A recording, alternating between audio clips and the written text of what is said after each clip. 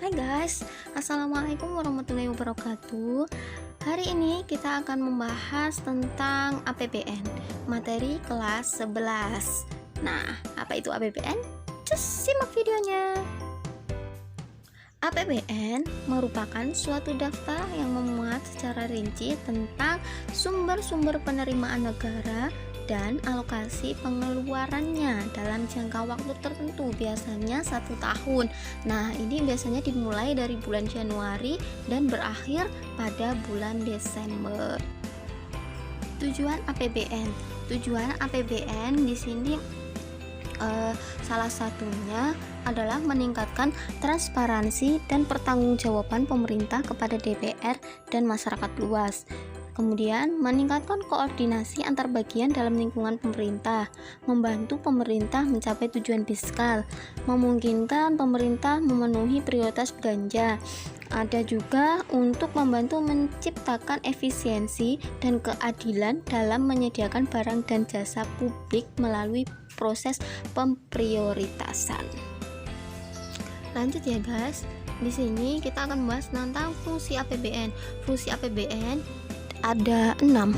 Fungsi otorisasi, perencanaan, pengawasan, alokasi, distribusi, dan stabilisasi. Nah, untuk fungsi otorisasi ini menyatakan bahwa anggaran negara akan menjadi dasar untuk melaksanakan pendapatan dan belanja pada tahun yang bersangkutan. Kalau fungsi perencanaan, di sini anggaran negara menjadi pedoman bagi manajemen dalam merencanakan kegiatan pada tahun yang bersangkutan. Kalau pengawasan, nah di sini anggaran negara menjadi pedoman untuk menilai apakah kegiatan penyelenggaraan pemerintah negara sudah sesuai dengan ketentuan yang telah ditetapkan atau belum. Kalau fungsi alokasi, nah di sini menyatakan bahwa penerimaan yang ada dalam anggaran itu sudahkah dialokasikan untuk pembangunan di berbagai sektor atau belum. Kemudian kalau distribusi, apakah anggaran itu sudah didistribusikan untuk kepentingan umum, dana subsidi, dana pensiun, dan lain sebagainya. Kalau fungsi stabilisasi, nah di sini anggaran berfungsi sebagai pedoman agar pendapatan dan pengeluaran negara berjalan teratur sesuai dengan tujuan yang telah ditetapkan. Lanjut ya, kita ke dasar penyusunan APBN. Dasar penyusunan APBN ada asas berimbang dan dinamis penerimaan pengeluaran. Kemudian ada tabungan, ada peningkatan pendapatan pajak, ada prioritas pengeluaran rutin yang penting, dan terakhir pemanfaatan sumber daya alam dan sumber daya manusia secara maksimal. Lanjut ya, kita ke asas penyusunan APBN. Itu ada 4, yaitu kemandirian, penghematan, menitikberatkan pada undang-undang negara, dan penajaman prioritas pembangunan.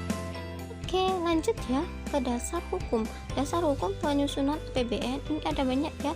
Ada Undang-Undang Nomor 17 Tahun 2003, ada Undang-Undang Nomor 1 Tahun 2004, ada Undang-Undang Nomor 15 Tahun 2004, ada Peraturan Pemerintah Nomor 8 Tahun 2006, dan lain sebagainya.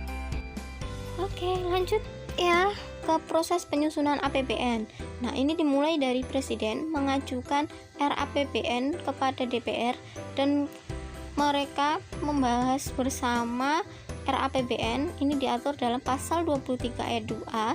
Kemudian dilakukan persetujuan atau tidak persetujuan. Ketika RAPBN disetujui, maka pemerintah menjalankan APBN. Jika tidak disetujui, maka pemerintah menjalankan APBN tahun kemarin atau tahun yang lalu. Mengapa pemerintah harus menyusun APBN setiap tahunnya? Hal ini merujuk kepada tujuan APBN dibuat, yaitu APBN merupakan pedoman penerimaan serta pengeluaran negara untuk melaksanakan tugas kenegaraan. Kemudian bertujuan agar transparansi dan pertanggungjawaban dari pemerintah kepada DPR dan masyarakat menjadi meningkat. Kemudian bertujuan dalam meningkatkan koordinasi antar bagian dalam lingkungan pemerintah. Jadi APBN itu harus dibuat karena digunakan sebagai pertanggungjawaban atas keterlaksanaan anggaran yang sudah dibuat oleh pemerintah kepada masyarakat. Oke, cukup dulu ya yang bisa saya sampaikan hari ini tentang APBN. Sampai jumpa di materi berikutnya. Terima kasih. Wassalamualaikum warahmatullahi wabarakatuh.